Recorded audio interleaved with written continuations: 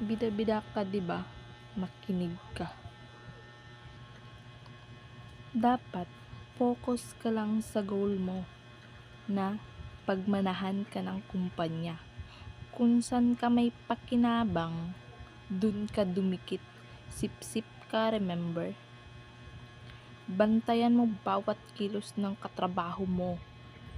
Para magkamali, isumbong mo kaagad kay boss.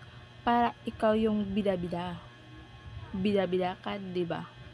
Pag andyan si boss, gawin mo lahat ng hindi mo trabaho. Kasi nga, 'di ba? Bida-bida ka. At pag sinita ka, sabihin mong tumutulong lang naman. Para hindi halata.